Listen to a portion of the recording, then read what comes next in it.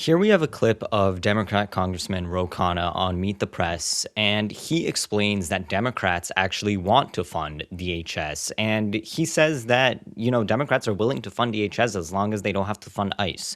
I'll break down exactly why this plan doesn't work, why you have to fund ICE, why you can't just fund part of DHS and not fund the other part. But let's get into the clip where he also goes into detail of, obviously what happened yesterday.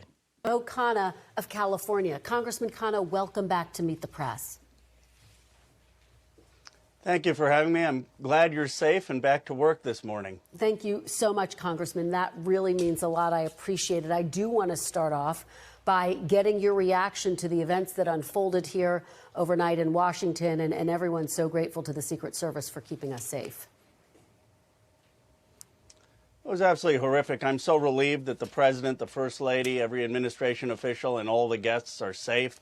I appreciate law enforcement and particularly the Secret Service agent who was shot and hope he makes a full recovery. But as you know, Christian, this is an event that is actually the symbol of an open, free society. And to see journalists like you and others ducking under tables was just horrifying. We need a bipartisan national commission for political violence in this country. I heard Senator Tillis speak. We should look at social media. We should look at mental health issues. We should look at language. But we need to do something to bring the temperature down. Well, let me ask you about what happens next in terms of this investigation. Do you have confidence in the Secret Service and the FBI as they carry out this investigation, Congressman?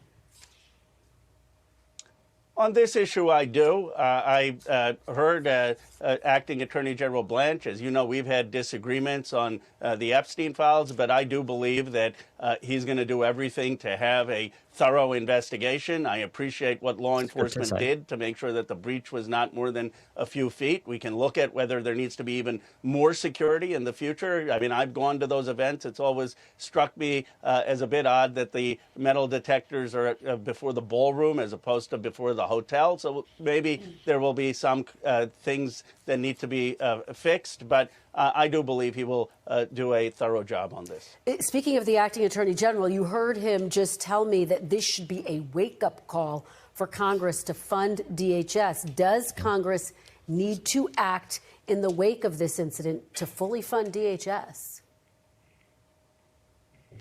Absolutely. We've been funding, the Democrats have been saying we want to fund DHS. We just don't want to fund ICE agents with the ICE raids against American citizens and against immigrants in ways that broke the law. But the Democrats have said... Okay, this is the issue.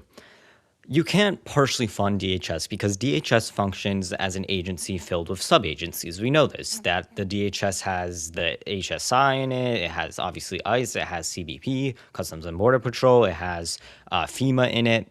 Each one of these agencies function on the backs of others. Therefore, if one agency doesn't work, the next one won't work. It's going to be a domino effect. The next one won't work. The next one won't work. We saw it with the TSA. When the TSA didn't work, we had ICE agents, for example, step in. We had CBP officers step in, and it becomes a chain reaction that affects the entire department.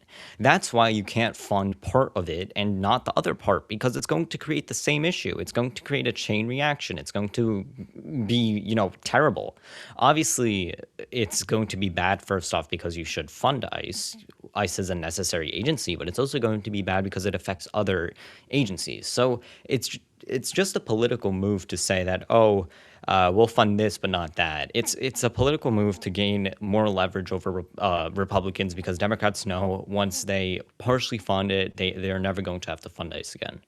Said that we will fund DHS as long as you separate that from the ICE funding, and we have done that many, many times. Let me turn to Iran now, this 60-day deadline that is coming up. Of course, the key deadline to legally authorize any continued military action in Iran. You've supported several unsuccessful resolutions to limit President Trump's war powers in Iran. Do you think President Trump will be able to secure congressional authorization for this war?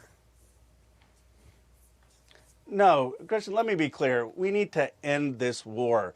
Americans are struggling. Gas prices are up, food prices are up, housing costs are up. The reason those prices are up is because the Strait of Hormuz is closed and because of this war. It's caused devastation for working families. The president ran saying that he would bring prices down. Prices are up in his administration. That's not true. Prices are down. If you look at it overall, prices are down. Of course, the war is going to increase the gas prices temporarily. Even if you look at it, yes, the gas price right now is more expensive than it was last year. If you look at it 2 years ago, not the same situation.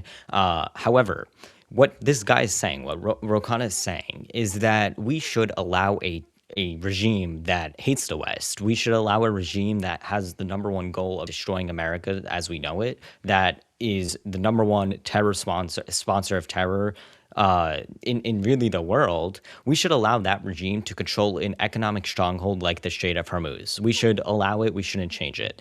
That's what this guy is advocating for. Look, if you acknowledge that the Strait of Hormuz is an extremely important body of water, then why are we allowing Iran, the terror organization that hates the United States, to control it? What logic is that? And the way most Americans want this war to end, even 54% of That doesn't Republicans matter. believe we need negotiation to end the war. It doesn't matter. The president doesn't have the president has the duty to do what he believes is best for our country. If there are polls saying that most Americans don't support something, it doesn't need to persuade him to do something else. Obviously, most Americans will never support a war. Why would they? The short-term consequences are devastating. Well, not devastating. In this case, they weren't that devastating. However, obviously, they didn't positively affect Americans. The long-term consequences are significantly better, and the president has to make that option. That's why we elect the president to make those decisions.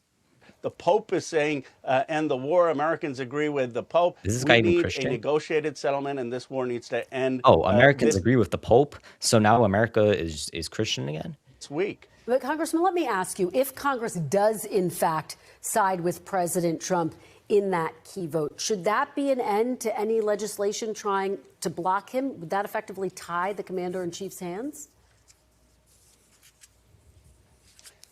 If they authorize the vote of force, you're saying? I mean, we need to be having a war powers resolution that says that this is an illegal war, and I believe we will have the votes to do that. And that would tie the president's hands in terms of not being able to get funding to continue this war. That's how we ended the Vietnam War. It's how we ended the Iraq War, not funding this. But this idea that we're going to put $400 billion more into a war in Iran and that we're going to watch prices go up is just hurting working class Americans. It's not what the president ran on. All right, a few other quick topics. I want to turn to the big news out of Virginia, that redistricting referendum that passed this week in that state, potentially giving Democrats a chance to flip up to 4 Republican seats. Some of the same Democratic leaders who backed it, like former President Barack Obama, Governor Abigail Spanberger, had previously spoken out against gerrymandering. Let me give you an example. President Obama saying in 2020, it has warped our representative government. Governor Spanberger saying in 2019, it is detrimental to our democracy. Do you think this political win for Democrats ultimately comes at the expense of a healthier democracy? No, the Democrats, including President Obama, supported the John Lewis Voting Rights Act. That would have ended gerrymandering across the country. The Republicans, not a single Republican, supported that bill. Then Donald Trump says, I want to have partisan gerrymandering because I know we're going to lose the midterms otherwise. Well, the Democrats are not going to unilaterally disarm. And a game that the Republicans started, they're actually losing. They're down a seat. The issue is that the Republican gerrymandering is very different than the Democrat gerrymandering, and I'll bring this. First off, the Republicans never campaigned on not gerrymandering. It has always been something that Republicans have done, but it has also been something that Democrats have done. Democrats have just done it differently. Democrats usually elect independent councils that are very partisan. They're not really independent, and they gerrymander. It happened in New York. It happened in several other, including California, much before.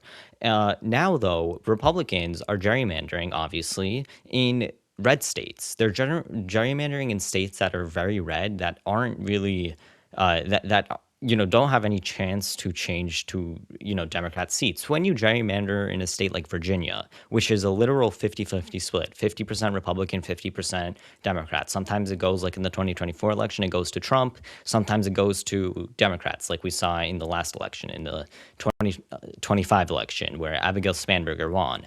Gerrymandering there significantly hurts democracy more. It means that you are literally taking away representation from the 50% of people that disagree with you.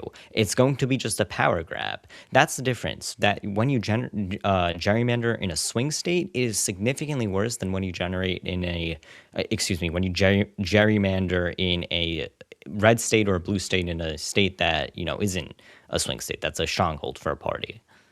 So the Democrats still would welcome an effort to ban gerrymandering, to go and pass the Voting Rights Act, and have independent commissions. But what we're not going to do is watch unilateral disarmament and just Republicans get to gerrymander and we don't.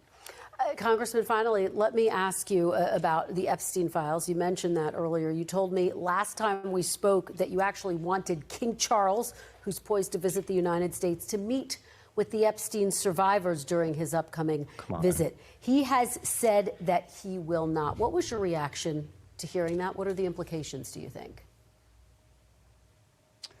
I was disappointed. I had a constructive meeting with the British ambassador. I am hopeful that King Charles, when he speaks to the Congress, will acknowledge the Epstein survivors, will call for justice, will call for investigations and prosecutions. It would be an enormous gesture if, when he's speaking at the Congress, he does that, and I'm hopeful that he will. Okay, well, we'll watch and see what he has to say. Congressman Khanna, thank you so very much for being here. We appreciate it.